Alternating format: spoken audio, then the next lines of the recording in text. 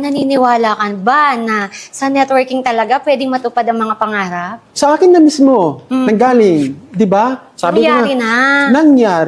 Nangyari. Sabi nga, nung umuwi ako ng probinsya, hindi naman ako nakapagtapos ng pag-aaral. Hindi naman managerial ang posisyon ko sa Metro Manila. And how come na umuwi ako doon, hindi basta-bastang sasakyan, hindi ako nagkaroon ng sariling bike. Hindi ako nagkaroon ng sariling motor. Oo. Hindi ako nagkaroon ng alam mo yun, yung mga pinapangarap ko mga ano dati, pero nung umuwi ako doon, nang sinakyan ko, SUV. So, hindi man sa pagmamayabang, pero malaking bagay sa akin yun kasi naipakita ko na nagtagumpay ako doon sa larangang pinasok ko. So, ibig sabihin pala talaga, may chance na umasenso pag nang nasa tamang company at nasa tamang networking. Management, product, ang marketing plan, magkahalo ito. Kasi kahit maganda yung marketing plan mo, kung ang product mo ay backyard, hindi magtatagal yan.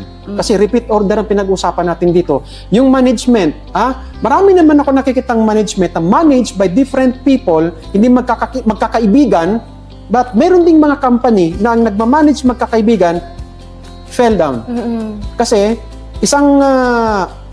may mga bagay na hindi pinagkakasunduan, watak-watak.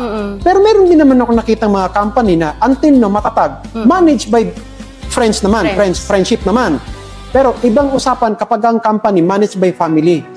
Magkaroon man ng alitan sa loob ng management, bukas makalawa, magkakasundo ulit. Kaya yung mga distributor sa ilalim, secure, intact. So, ibig sabihin, Sir Bobby, may potential talaga na matupad ang mga pangarap sa networking.